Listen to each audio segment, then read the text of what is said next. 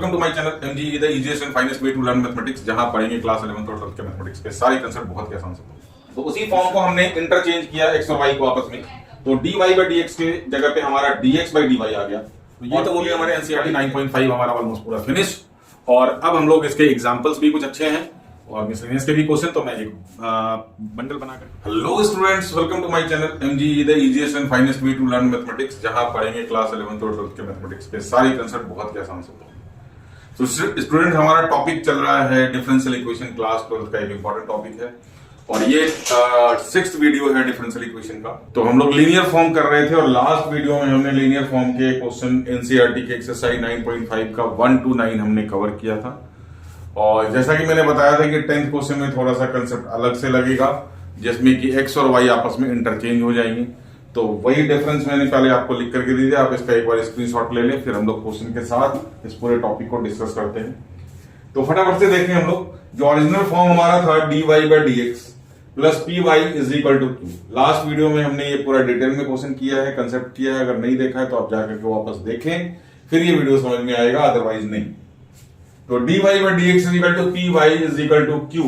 तो जहां पे p जो होता था y का मल्टीपल होता था, और p और q दोनों क्या होते थे, या तो कांस्टेंट होते थे या फिर फंक्शन ऑफ x होता था, कोई y मिक्स नहीं। तो उसी फॉर्म को हमने इंटरचेंज किया x और y को आपस में।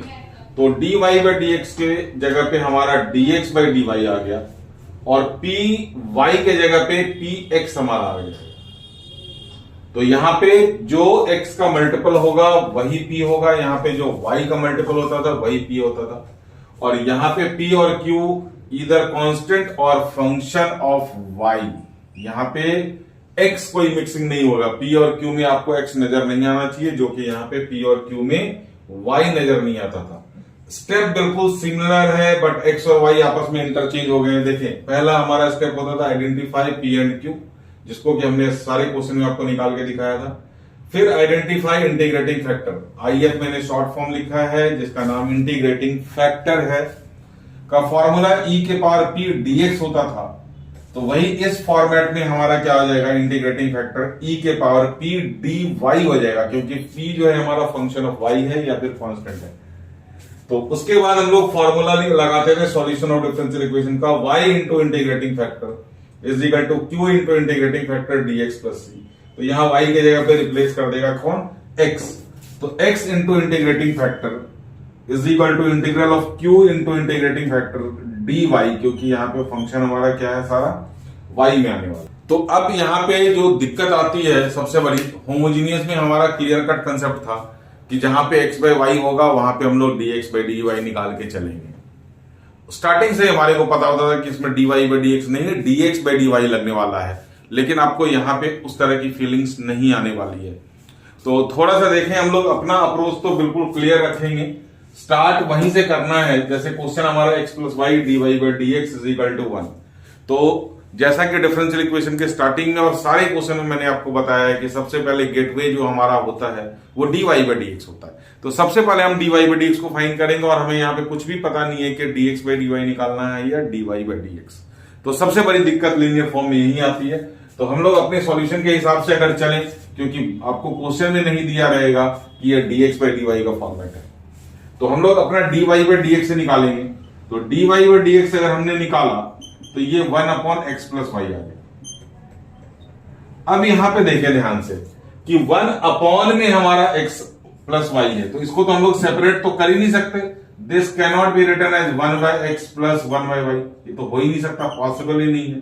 तो दिस इज टोटली रॉन्ग, ये नहीं कर सकते। अच्छा, अगर ये हमारा चीज उल्टा होता है ना, अगर हमारा x प्लस वाई होता तो हम लोग x प्लस वाई को आपस में इक्वल टू के इधर उधर लेकर के जा सकते थे। तो हमने पहले अप्रोच किया dy by dx को, dy by dx से हमें ये मिला। तो अब ये दोनों अलग हो नहीं सकते, तो हम क्या करेंगे कि इसको dx by dy कर देंगे। क्या करना हमारे को यहाँ पे, dx by dy। अच्छा, ये लीनियर के साथ साथ ये होमोजीनियस से भी हो सकता है। होमोजीनियस में हमारा ऊपर एक्स वाई नीचे होना चाहिए, ऊपर कुछ भी है नीचे दोनों का पावर सेम है। लेकिन अभी हम लोग लीनियर को डिस्कस कर रहे हैं, तो पहले हम लोग लीनियर को समझेंगे और अगले क्वेश्चन में आपको और अच्छी तरीके से समझ में आएगा कि ये फॉर्मेट क्या कहता है। तो हम लोगों को कंपल्सरीली इसको अलग करने के लिए, सेपरेट करने के लिए हमारे को उधर ऊपर लेकर के जाना पड़ेगा। मतलब एक्स प्लस वाई को ऊपर आना है और 1 को नीचे आना है, तो हमारा रेसिप्रोकल होना जरूरी है। तो ये कहने की कोशिश कर रहा हूं मैं कि ये बन गया हमारा dx by dy is equal to x plus Y.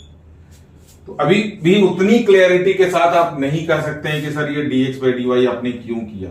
आप नेक्स्ट क्वेश्चन का वेट करें, पहले हम लोग इस फॉर्मेट को समझ लेते हैं।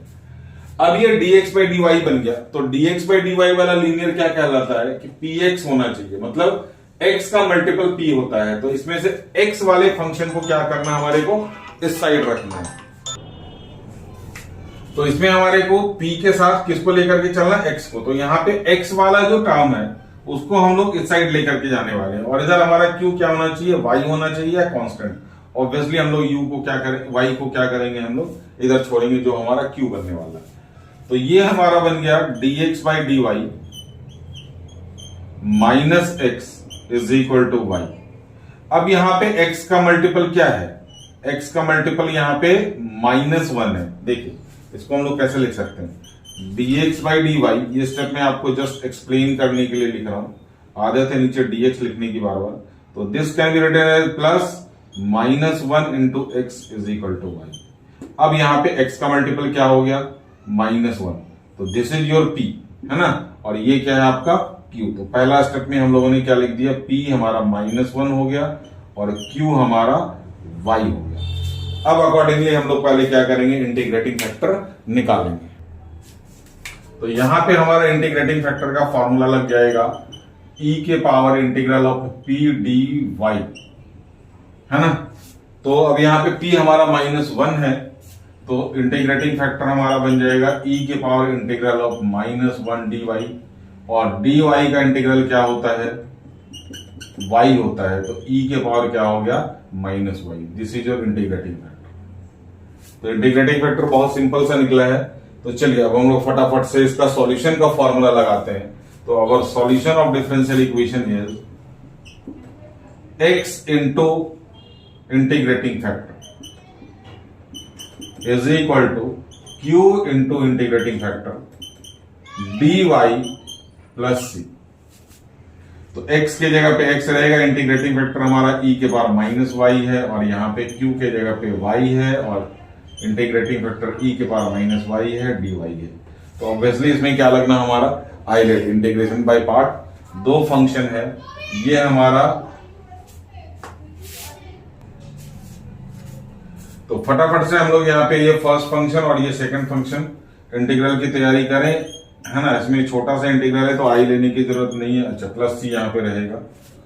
तो फर्स्ट को बाहर निकाला, सेकंड का इंटीग्रल माइनस फर्स्ट का differentiation dy with respect to dy, x नीचे नहीं आएगा, into integral of second function dy। जगह की कमी है, थोड़ी सी मैनेज कर लेते हैं। मैं चाह रहा हूं कि इसी स्टेप में आपको पूरा एक्सप्लेन करके दिखा दो क्वेश्चन। चलिए, तो इधर बन गया हमारा x इंटू ई के पावर -y। e के पावर -y का इंटीग्रल -e के पावर -y होगा, है ना, इज इक्वल माइनस y का डिफरेंशिएशन y के रिस्पेक्ट में 1, और यहां पे फिर से -e के पावर -y। अब ये माइनस माइनस गॉट प्लस, तो x इंटू ई के power -y equal to -y e के power -y minus minus plus, again integral of e के पावर -y। फाइनली हमारा हो गया x इंटू ई के power -y minus y into E के power -y, और e के पावर -y का इंटीग्रल फिर से -y प्लस e के पावर -y आप कॉमन ले सकते हैं। तो आप फटाफट से इसका स्क्रीनशॉट लें। यहां पे आ गया हमारा x इंटू ई के पावर -y माइनस ई के पावर -y हमने कॉमन ले लिया, तो यहां पे बच गया y प्लस 1। तो this is y plus 1 plus c। अब फिर से पुरानी गलती नहीं दोहरानी है, माइनस ऐसे नहीं कटेगा, आप इसको क्रॉस मल्टीप्लाई करें। तो ये बन गया हमारा x माइनस ई के पावर -y अपॉन ई के power -y, y plus 1 plus c upon E के पावर -y। यहां पे आपका मिस्टेक होता है, अब यहां से हमारा e के पावर माइनस वाई कैंसिल हो गया, तो हमारा इंटीग्रल बन गया x is equal to minus Y plus 1 C E के पावर y, ये ऊपर चला गया। तो this is your required solution of differential equation या general solution of the differential equation. तो ये फॉर्मेट का सबसे सिंपल क्वेश्चन था। अभी थोड़ी सी क्लैरिटी इसमें और आएगी हम लोग जब नेक्स्ट क्वेश्चन पे चलेंगे, और अगर जरूरत पड़ी तो मैं आपको एनसीईआरटी के बाहर के क्वेश्चन को पहले करूंगा, फिर मैं एनसीईआरटी को कंटिन्यू करता हूं। आप स्क्रीनशॉट में फटाफट। चलिए, ये आपका क्वेश्चन नंबर 11। जैसा कि मैंने बताया था, इसमें आपको ज्यादा क्लैरिटी मिलेगी कि हम लोग क्यों dx by dy निकाल रहे हैं, क्योंकि होमोजेनियस में तो स्टार्टिंग से पता होता है, लेकिन यहाँ पे आपको स्टार्टिंग में नहीं पता लगने वाला। तो हम लोग अपने प्रोसेस पे चलेंगे कि dy by dx निकालना है। तो ऑब्वियसली dy by dx निकालने के लिए हमने dx से यहाँ पे डिवाइड किया सबसे पहले। तो ये बन गया हमारा y और ये बन गया x square minus y square dy by dx equal to 0।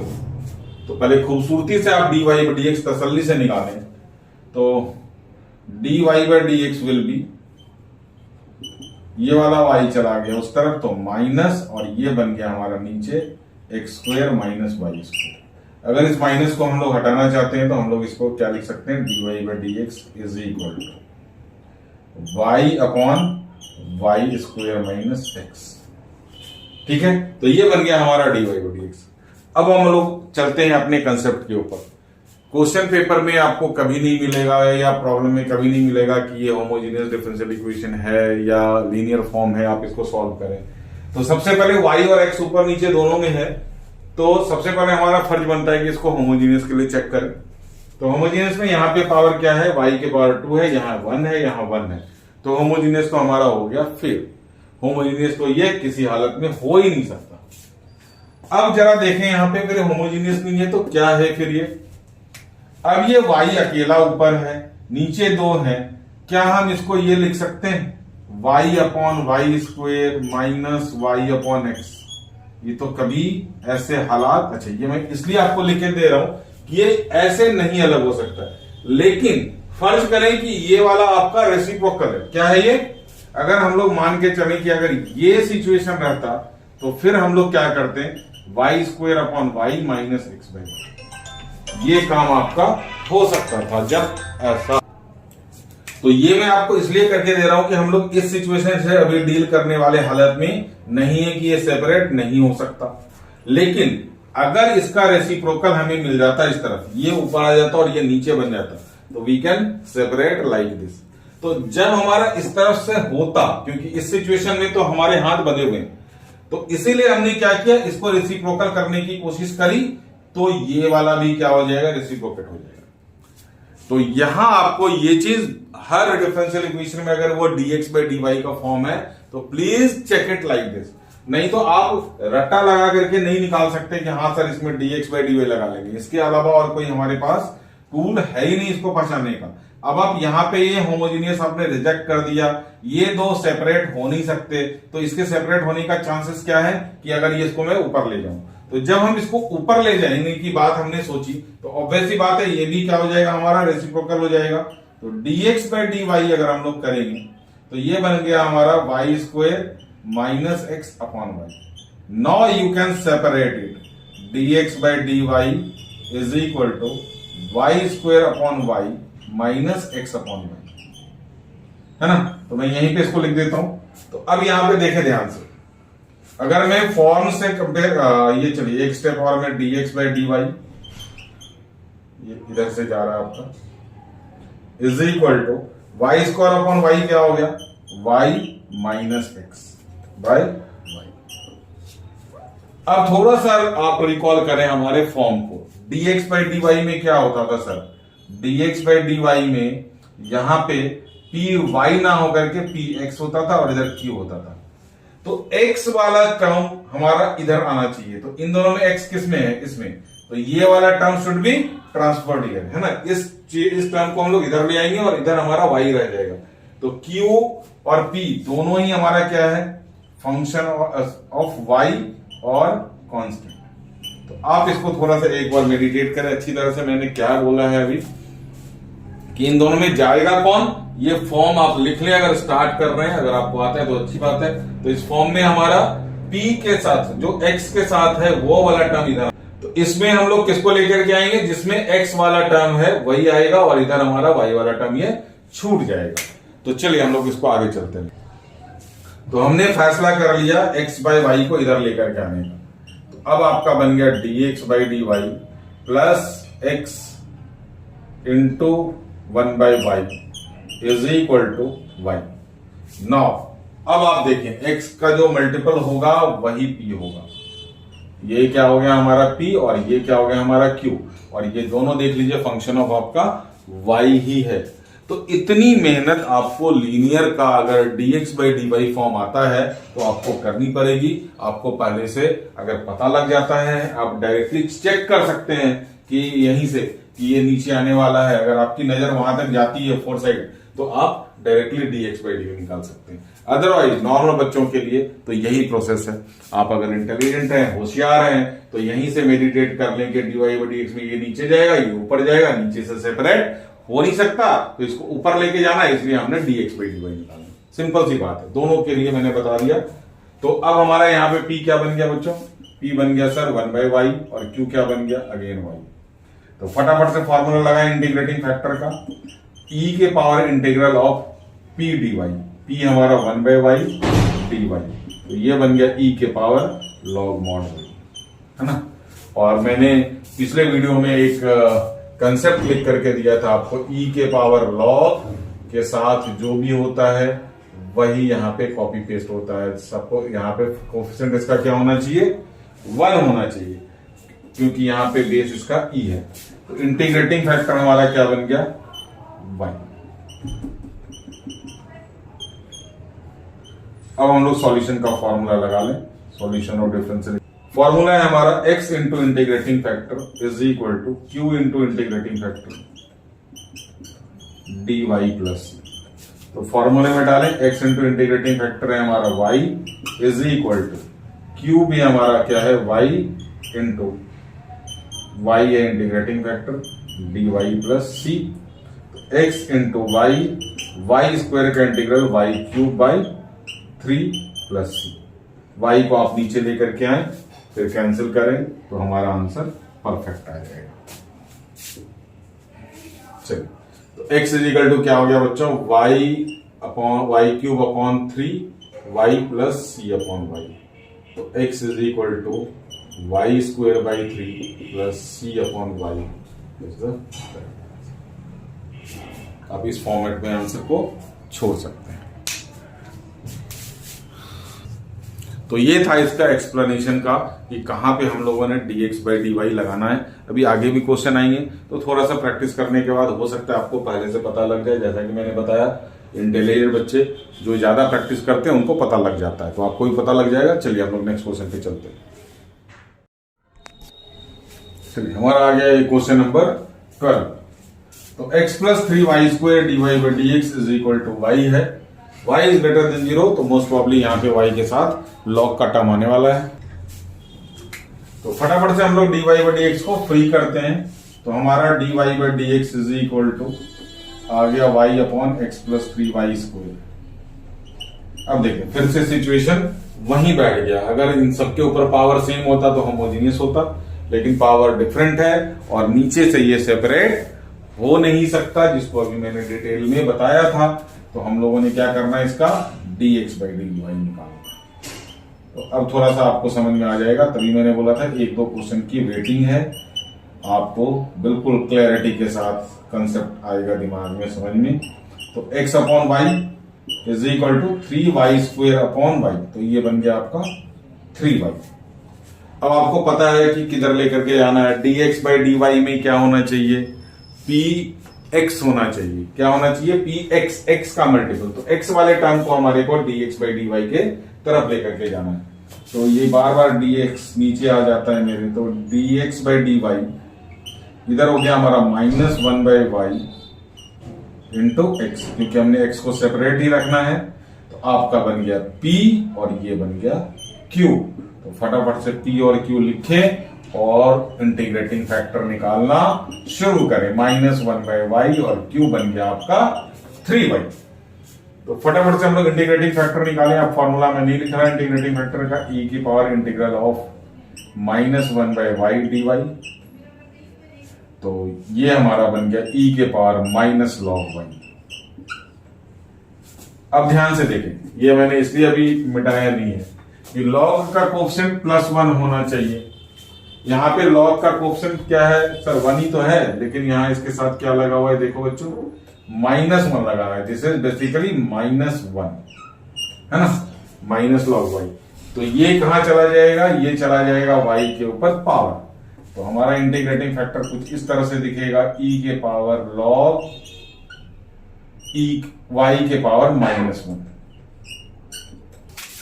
Integrating factor हमारा बन जाएगा e के पावर log y के पावर -1। तो अब ये y के पावर -1 बन गया हमारा इंटीग्रेटिंग फैक्टर, जिसको हम लोग 1/y भी लिख सकते हैं। तो इंटीग्रेटिंग फैक्टर बन गया हमारा 1/y। और अब इसके बाद सॉल्यूशन की बारी आई। सॉल्यूशन के फॉर्मूले में मैं लिखूंगा नहीं, x into integrating factor is equal to q into integrating factor. q हमारा 3y है, इंटीग्रेटिंग फैक्टर हमारा 1/y है, dy प्लस c, और बड़े प्यार से इसका इंटीग्रल बन जाएगा हमारा, y कैंसिल। तो ये हो गया x/y is equal to 3 integral of dy plus c। तो x/y इज इक्वल टू इसका इंटीग्रल 3y प्लस c। तो x की वैल्यू आ गई 3y स्क्वायर प्लस cy। तो ये था आपका कंसेप्ट क्लैरिटी वाला क्वेश्चन कि आपके कंसेप्ट आप बिल्कुल क्लियर हो गए कि कहां पे dx/dy होगा। अब एनसीईआरटी में क्वेश्चन जो है आगे 13 से लेकर के ऑनवर्ड्स वो सारे हैं पर्टिकुलर सॉल्यूशन निकालने वाले, मतलब c की वैल्यू हमें निकालनी पड़ेगी। सारा वर्किंग यही रहेगा dy/dx या dx/dy करके। फिर हम लोग मिसलेनियस पे चलेंगे आज, अगर टाइम बचेगा वीडियो में तो, अदरवाइज हम लोग नेक्स्ट वीडियो तो इसका कैरी करना ही है। चलिए, ये आपका क्वेश्चन नंबर 13 है, dy/dx plus 2y tan x equal to sin x। अब ये क्या सर, कुछ पता नहीं चल रहा है कौन सा फॉर्म है, कहां से आ गया क्वेश्चन। तो बहुत ध्यान से देखें आप, ये dy/dx है, इधर 2y tan x है और sin x है। पहले तो आप यहां पे नोटिस करें कि ये y है अलजेब्रिक फंक्शन और ये क्या है ट्रिग्नोमेट्रिक फंक्शन। तो जहां आपका अलजेब्रिक और ट्रिग्नोमेट्रिक फंक्शन,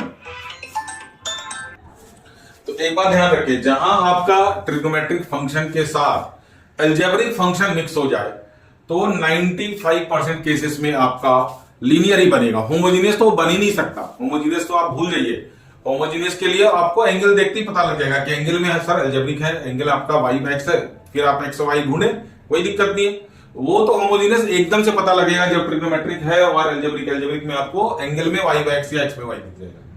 लेकिन दूसरे केसेस में जहां भी ट्रिग्नोमेट्रिक फंक्शन है और अलजेब्रिक है, आपको मिलना ही वो लीनियर फंक्शन है, अदरवाइज ये सेपरेबल वाला फंक्शन आ जाता है।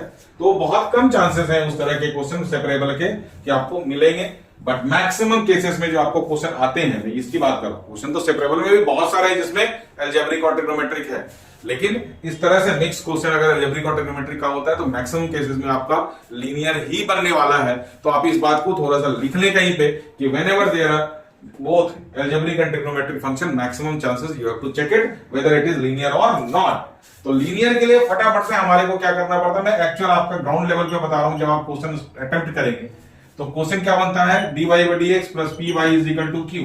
तो y अकेला होना चाहिए, क्या होना चाहिए, y अकेला होना चाहिए लीनियर में। तो y को आप अकेला छोड़ दो, बाकी देखो कौन कौन है, हमारे पास 2 है और क्या है 10x है। तो ये y को छोड़ने के बाद जो भी टर्म होता है वो क्या होना चाहिए p, और p को चेक करो कि अगर y के साथ वो है तो वो x होगा या कांस्टेंट होगा। ऑब्वियसली 2 tan x हमारा फंक्शन ऑफ x है और इधर हमारा क्या है again function of x। Establish हो गया हमारा रिलेशन कि ये लीनियर फॉर्म है, वो भी सीधा सीधा वाला। तो यहां से हमने इसका p आइडेंटिफाई कर लिया 2 tan x। p में हमने y को छोड़ करके जो भी टर्म होता है वो x वाला होना चाहिए, उसको पकड़ लिया हमने p, और q क्या बन गया आपका sin x। स्टार्ट हो जाए इंटीग्रेटिंग फैक्टर से, तो e के power integral of 2 tan x। tan x का इंटीग्रल आपको याद होना चाहिए log sec x। अब फिर से देखें, यहाँ पे कोफिशिएंट क्या आ गया 2, जबकि उस फॉर्मूले के लिए कोफिशिएंट क्या होना चाहिए 1। तो इस 2 को हमने कहां भेज देना, sec x के ऊपर। तो इंटीग्रेटिंग फैक्टर हमारा बन गया e के power log sec square x। Now this will be your integrating factor. तो दिस इज योर IF। अब फटाफट से हम लोग क्या करेंगे, फॉर्मूला लगाएंगे सॉल्यूशन का और आंसर निकालेंगे। तो फॉर्मूला हमारा y into integrating factor is your sec square x is equal to q into integrating factor, q हमारा क्या है sin x into sec square x dx plus c। तो ये बन गया हमारा y sec square x और ये sin x। एक sec हमारा 1 by cos, तो sin अपॉन cos क्या हो गया tan। तो एक sec कंज्यूम कर लिया कौन, sin बन गया tan, और दूसरा sec हमारा ऐसे ही रह जाएगा। तो tan x sec x, देखें सीधा सीधा इंटीग्रल है किसका, sec x tan x is the integral of sec x। तो y is equal to y sec square x is equal to sec x plus c। This is your general solution, but हम sec square को इधर लेकर के cancel करेंगे, है ना। तो sec स्क्वायर x को कैंसिल करने के लिए तो वो बाद में करेंगे, पहले हम लोग c की वैल्यू निकाल लेते हैं।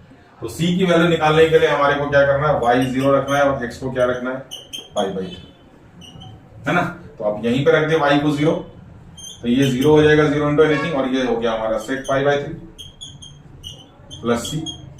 sec pi by 3 cos pi by 3 कितना होता है बच्चों, हाफ। तो sec पाई बाई 3 कितना हो गया 2 प्लस c। तो c की वैल्यू आ गई हमारी -2। तो पहले आप c की वैल्यू यहां पे रखेंगे और फिर हम लोग sec को नीचे लेकर के आएंगे और फाइनल आंसर लिखेंगे इसका। तो c की वैल्यू हमारी आ गई -2। इस इक्वेशन में पुट करें, y sec square x is equal to sec x -2। अब आप sec square x से क्या करें, sec square x को उधर लेकर के जाएं। तो y sec x upon sec square x -2 upon sec square x। तो sec x कैंसिल हो गया, एक 1 by sec x is your cos x -2 cos square x। This would be your particular solution जो आपको रिक्वायर्ड। तो ये रहा आपका रिक्वायर्ड पर्टिकुलर सॉल्यूशन। आप स्क्रीनशॉट लें और हम लोग आगे चलते हैं। अच्छा, क्वेश्चन नंबर, चलिए ये रहा आपका क्वेश्चन नंबर 14। क्वेश्चन नंबर 14 में हमारा 1 plus x square d y by d x plus 2xy 1 upon 1 plus x square. तो चलिए हम लोग शुरू करते हैं। सबसे पहले तो d y by d x को हम लोग फ्री करें। तो d y by d x को डिवाइड करने के लिए हमें 1 प्लस एक्स स्क्वायर से क्या करना पड़ेगा, डिवाइड करना पड़ेगा। तो ये d y by d x को हमने डिवाइड कर दिया 1 प्लस एक्स स्क्वायर से। तो सारे टर्म डिवाइड होंगे 2x upon 1 plus x square into y is equal to 1 upon 1 plus x square का होल स्क्वायर। अब देखें तो यहाँ पे कोई मतलब ही नहीं बन रहा है, क्योंकि x का पावर 2 है, कहीं पे 1 है, कहीं पे y है, y के पावर 1 है।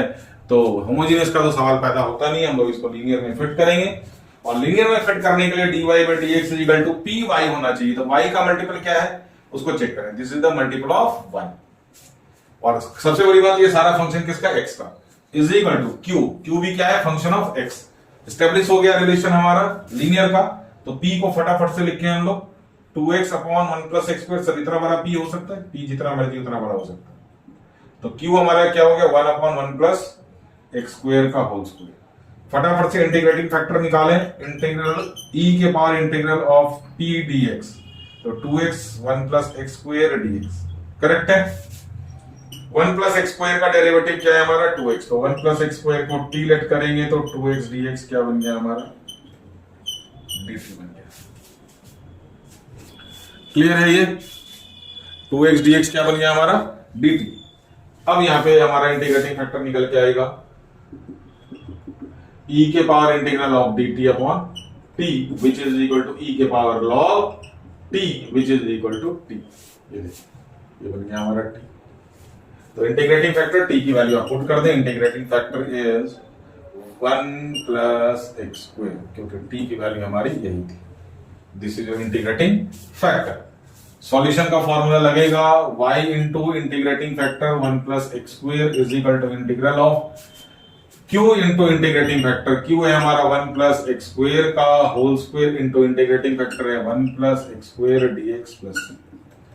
ये कट गया, यहां बच गया हमारा y into 1 plus x square is equal to dx upon x square plus a square का फॉर्मूला लगना है, तो जो कि होता है 1 by a tan inverse x bye ए। तो a हमारा 1 है तो ये बन गया tan inverse x plus C. अब y को डिवाइड कर दें या पहले c की वैल्यू निकाल लेते हैं हम लोग, पहले c की वैल्यू यहीं से निकाल लेते हैं। x इक्वल टू क्या रखना बच्चों 1 और y इक्वल टू 0, तो put y is equal to 0 x is equal to 1, तो दिस इज योर 0 और tan इनवर्स 1 आपको पता है पाई बाई 4 होता है, तो c की वैल्यू हमारे को मिल जाएगी माइनस पाई बाई 4। तो 0 is equal to tan inverse 1 हो गए पाई बाई 4 प्लस c, तो c की वैल्यू हो गई माइनस पाई बाई 4। c की value will be put here only, है ना। तो चलिए अब हम लोग पर्टिकुलर सॉल्यूशन की तरफ चलते हैं। y into 1 plus x square is equal to tan inverse x minus pi by 4। तो ये ज्यादा अच्छा लग रहा है देखने में, अब इसको वापस करें तो कर सकते हैं, नो प्रॉब्लम। तो y इज इक्वल टू आप इस फॉर्मेट में भी छोड़ सकते हैं, बहुत खूबसूरत इक्वेशन लग रहा है।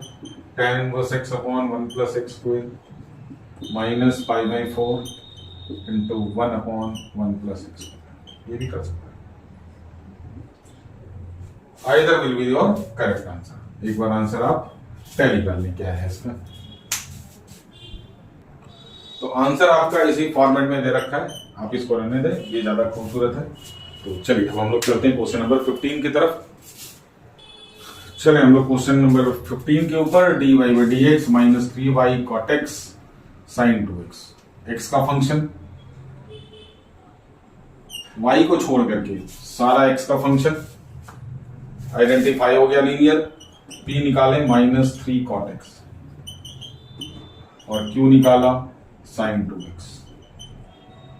इंटीग्रेटिंग फैक्टर निकलेगा e के पावर माइनस 3 cot x का इंटीग्रल, cot x का इंटीग्रल होता है log sin x, ये माइनस 3 साइन के पावर माइनस में चला गया, तो इंटीग्रेटिंग फैक्टर हमारा हो गया e के पावर log साइन x के पावर माइनस 3, जो की वैल्यू हो गई sine minus 3 which is 1 upon sine cube X. तो this is your integrating factor. ये आपका क्या निकल के आ गया integrating factor, this is your integrating factor. Formula लगाने के लिए जाएं तो y into integrating factor 1 upon sine cube X, cosec भी लिख सकते हैं, लेकिन देखते हैं हमारा बनता है q क्या है हमारा sine 2x into 1 upon sine cube x dx plus. तो अभी फिलहाल इसको कॉसेक लिख देता हूं मैं, ठीक है। तो y इंटू कॉसेक, क्योंकि अपॉन अपॉन बार बार लिखना अच्छा नहीं लग रहा मुझे। साइन 2x का फॉर्मूला खुलेगा 2 sine x cos x upon यहां पे sine cube x dx plus, अब एक साइन कंज्यूम हो गया, साइन स्क्वायर एक्स आ गया, कॉस बाय साइन क्या हो गया कॉट हो गया, और 1 बाय साइन क्या हो जाएगा कॉसेक।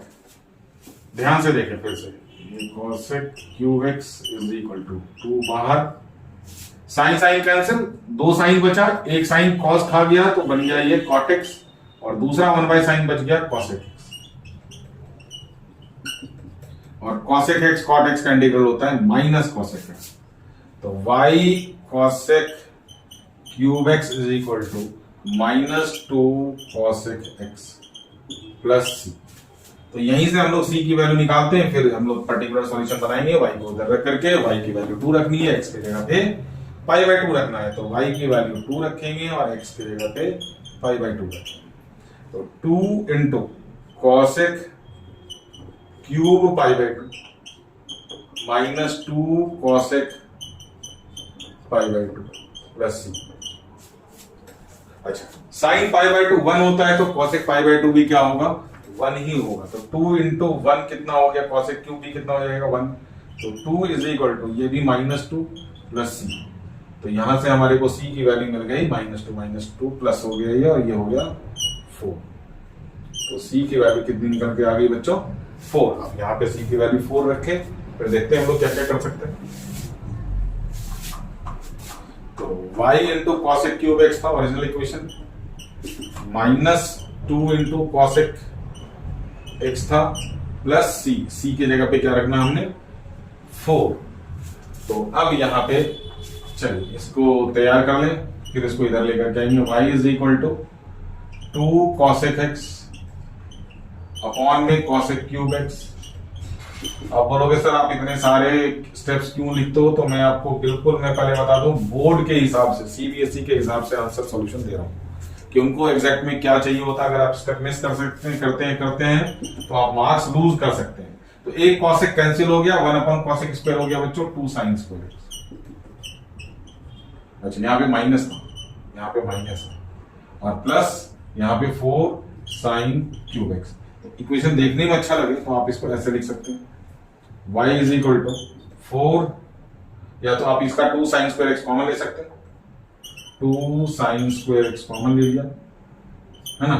तो यहां से 2 तो चला गया, तो माइनस यहां पे क्या हो गया 2 साइन एक्स माइनस। देखिए कितना बढ़िया समझ गया। y is equal to 2 sin square x bracket में 2 sin x minus 1 is your particular solution। तो आपका आंसर भी इसी फॉर्मेट में दे रखा है 4 sin cube x minus 2 sin square x। मैंने कॉमन लेके थोड़ा सा रिफाइन कर लिया। तो ये था आपका क्वेश्चन नंबर 15 टिल 9.5 एक्सरसाइज का। अब इसके बाद जो है इसमें वर्ड प्रॉब्लम है, लेकिन मिसलेनियस में कुछ अच्छे क्वेश्चन मिलेंगे और हमारे को एनसीईआरटी से बाहर के भी कुछ लीनियर के अच्छे क्वेश्चन मैं आपको आपके लिए जरूर करा के दूंगा। तो चलिए हम लोग आगे चलते हैं। वर्ड प्रॉब्लम 1-2 है, मैं एक बार करके दिखा देता हूं। हालांकि वो बोर्ड में बिल्कुल नहीं आते, आज तक नहीं आया रिकॉर्ड है, लेकिन एनसीईआरटी का भरोसा कुछ भी नहीं होता सीबीएसई के ऊपर। तो सीबीएसई का भरोसा नहीं होता एनसीईआरटी के ऊपर, वो हो सकता है अगर क्वेश्चन। तो वर्ड प्रॉब्लम हम लोग फिर भी कर लेते हैं एज पर सिक्योरिटी के तौर। ये आपका क्वेश्चन नंबर 16 है। तो this is basically word problem जो कि बोर्ड में आते नहीं है, फिर भी एनसीईआरटी में है इसलिए मैं करा रहा हूं। तो अगर आपको करना है तो जरूर कर सकते हैं आप। यहाँ पे देखिए पहले तो क्या है इसके अंदर समझ में बहुत कुछ चीजें नहीं आएगी, क्योंकि हमारे सिलेबस में एक चैप्टर एप्लीकेशन ऑफ डेरिवेटिव का डिलीटेड है, normal and tangent to the curve. तो उसके लिए कोई बड़ी बात नहीं है। पहले तो आप समझे find the equation of the curve passing through origin. Passing through origin का मतलब क्या है कि आपकी वैल्यू गिवन है x इज इक्वल टू 0, है ना। चलिए मैं आपको पहले इक्वेशन बनाना सिखाऊंगा और क्या क्या इसमें गिवन है। x is equal to 0, y is equal to 0। ये वैल्यू किसके लिए? ऑब्वियसली पर्टिकुलर सॉल्यूशन निकालने के लिए, और पर्टिकुलर सॉल्यूशन ही जो होगा हमारा इक्वेशन होगा कर्व का।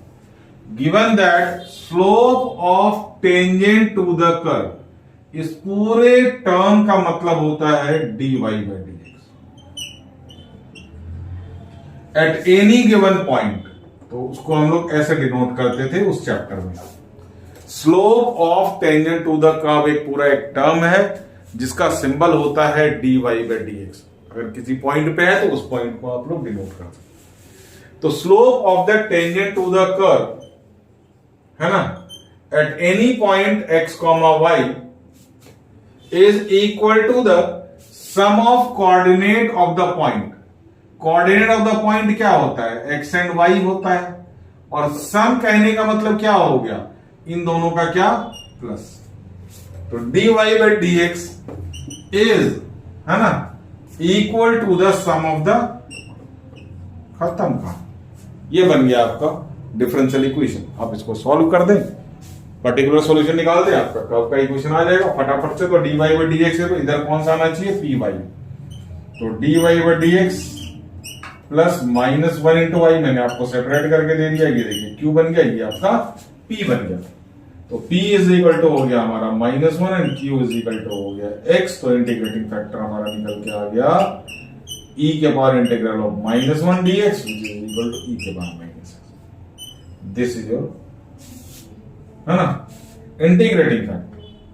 तो फटाफट से निकालें y into integrating factor is equal to q into integrating factor, है ना। आइलेट लगेगा, आंसर निकलेगा। तो ये हमारा इंटीग्रल हो गया। आप इसका यहां पे आइलेट लगा के इंटीग्रेट कर सकते हैं।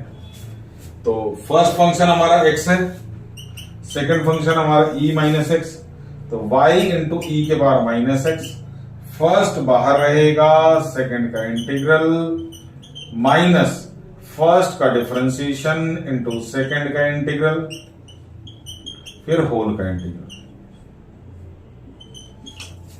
तो y e minus x minus X E minus X, E के पावर माइनस एक्स का इंटीग्रल माइनस ई के पावर माइनस एक्स, माइनस यहां पे हमारा x का डिफरेंस है 1, इसका इंटीग्रल माइनस, तो माइनस माइनस क्या हो गया प्लस, तो y इंटू ई के power minus x is equal to minus X E के पावर माइनस एक्स, फिर से इसका इंटीग्रल माइनस ई के पावर माइनस एक्स प्लस सी।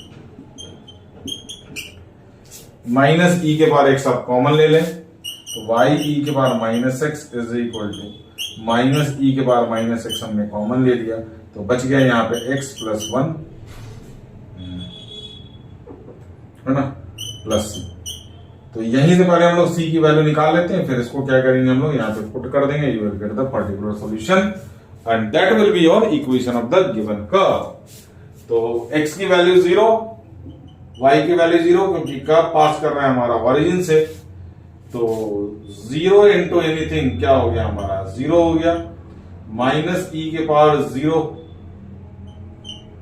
और 0 प्लस 1 इज प्लस सी। तो ये तो हो गया 0 ई के पावर 0 हो गया माइनस 1 है ना, और ये प्लस 1, तो माइनस 1 इंटू प्लस 1 माइनस 1, और ये सी, तो सी की वैल्यू आ गई 1। तो सी की वैल्यू हम लोग फटाफट यहाँ पे 1 पे पुट कर देते हैं, तो y इंटू ई के power minus x is equal to minus E X X plus 1 plus C. अब e के पावर माइनस एक्स को नीचे लेकर के आएंगे, तो y is equal to minus x plus 1, e के पावर माइनस एक्स कैंसिल हो गया, प्लस सी अपॉन ई के power minus x.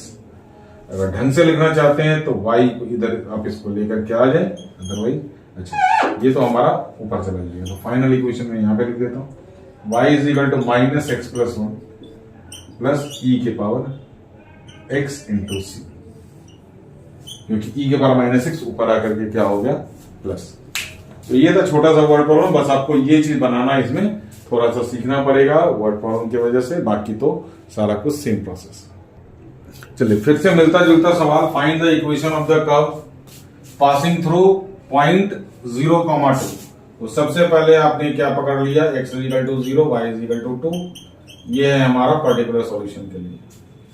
Given that the sum of the coordinates, मतलब x plus y, sum of the coordinates x plus y of any point x, y, तो obviously x plus y on the curve exceeds, मतलब ये किसी ना किसी से exceed करेगा, exceeds the magnitude of the slope of tangent of the curve, slope of the tangent to the curve, एक term dy by dx, कितने से जी, एट दैट पॉइंट बाय 5 से एक्सीड कर रहा है, बहुत बढ़िया, कोई दिक्कत ही नहीं है इसके अंदर। तो dy बाई dx है ना, तो इसको हम लोग नॉन सेपरेबल से भी कर सकते हैं, लेकिन ये लीनियर हम लोग अभी कर रहे हैं, तो लीनियर फटाफट से देखें यहाँ पे dy बाई dx किसको लेकर के जाए, पी वाई को लेकर के जाते हैं, तो -1 plus -1 y is equal to, इसको इधर लेके गए और इसको इधर लेके आए, x माइनस 5, ये बन गया आपका Q, ये बन गया आपका P, बना दिया हमने। इंटीग्रेटिंग फैक्टर अगेन e के पावर -1 dx, e के पावर माइनस एक्स, और सॉल्यूशन हमारा बनेगा y इंटू ई के power minus x is equal to E के power minus X into X minus 5। आप इसको चाहे तो सेपरेट करके भी मल्टीप्लाई करके कर सकते हैं, या फिर ये अलजेब्रिक है तो ये हमारा फर्स्ट फंक्शन हो गया, ये हमारा सेकंड, डायरेक्ट आप पायलट लगा सकते हैं। तो y e के power minus x is equal to, first को बाहर निकाला x माइनस 5 को, इंटीग्रल किया e के पावर माइनस एक्स का, माइनस फर्स्ट को डिफरेंशिएट किया x माइनस 5 को, इंटू e के पावर माइनस एक्स को इंटीग्रेट किया, फिर होल का इंटीग्रेशन प्लस चलेगा। चलिए तो y के power e minus x is equal to X minus 5 into minus E के पावर माइनस एक्स, ई के पावर माइनस एक्स का इंटीग्रल। अब यहां भी इसमें माइनस आने वाला तो मैं पहले प्लस लिख देता हूं, और इसका डिफरेंशिएशन क्या हो गया 1, तो ये बच गया ई के पावर माइनस एक्स। समझिए क्या किया मैंने इसमें, x माइनस 5 का डिफरेंशिएशन 1, ई के पावर माइनस एक्स का माइनस ई माइनस एक्स, तो माइनस माइनस मैंने कर दिया प्लस। अब इसको हम लोग ठीक से लिख देते हैं, y ई के पावर माइनस एक्स माइनस ई minus x, x minus 5 minus again E minus x plus C, E के पावर माइनस एक्स का। ई के पावर माइनस एक्स फिर से कॉमन ले लें हम लोग, तो माइनस ई के पावर माइनस एक्स हमने कॉमन ले लिया, यहां बच गया x माइनस 5 और यहां पे बच गया प्लस 1 प्लस, क्योंकि माइनस हमने कॉमन लिया तो ये x माइनस 4 बच गया, तो y e minus x minus ई minus x, x minus 4 plus c. तो यहीं से हम लोग c की वैल्यू निकाल लेते हैं। तो c की value x is equal to 0, y is equal to 2, x is equal to 0, y is equal to 2 रखते हैं। तो देखिए क्या मिलता है हमारे को, y के जगह पे 2, x के जगह पे 0, माइनस x के जगह पे 0 और x के जगह पे अगेन 0 माइनस 4 प्लस सी। तो e के बार 0 1 इंटू 2 2, e के बार 0 1 माइनस माइनस प्लस 4, तो c की वैल्यू हमारे को मिल गई यहां से माइनस 4। तो c की वैल्यू यहां पे माइनस 4 पुट करें, तो y e minus x is equal to minus E minus x, x minus 4 minus 4, e के पावर माइनस एक्स को कैंसिल कर दें तो e के पावर माइनस एक्स यहां से माइनस 1 बच गया, और यहां पे x माइनस 4 और माइनस 4 e के पावर x, क्योंकि e के पावर माइनस एक्स ऊपर आकर के क्या होगा, तो आप इसको थोड़ा सा ठीक से लिख दें यहाँ पे, y plus x minus minus plus 4 e के power x plus 1 equal to 0। ठीक है, सबको इधर लेकर के आगे y प्लस एक्स सर पहले क्यों नहीं किया, कर देते थे, ऐसे भी कोई दिक्कत ही नहीं थी इसके अंदर। ये प्लस 4 होगा, check. This is your required equation of the,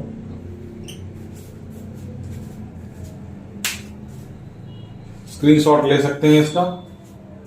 तो ये तो हो गया हमारे एनसीईआरटी 9.5 हमारा ऑलमोस्ट पूरा फिनिश, और अब हम लोग इसके एग्जाम्पल्स भी कुछ अच्छे हैं और मिसलेनियस के भी क्वेश्चन, तो मैं एक बंडल बना करके दे दूंगा लीनियर फॉर्म का, ताकि लीनियर फॉर्म में सारे जो भी क्वेश्चन बाहर के एनसीईआरटी के एग्जाम्पल्स, मिसलेनियस के क्वेश्चंस, हालांकि होमोजीनियस में भी हमारा रहता है अभी मिसलेनियस का, तो देखते हैं उसको हम लोग कैसे बाइफरकेट करेंगे। अगर वहां टाइम बच जाएगा तो मैं आपको होमोजीनियस का भी मिसलेनियस उसी में करा के दूंगा, अदरवाइज सेपरेट वीडियो बनेगा।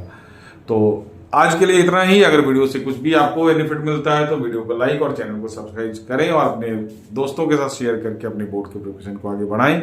आज के लिए इतना ही, थैंक यू।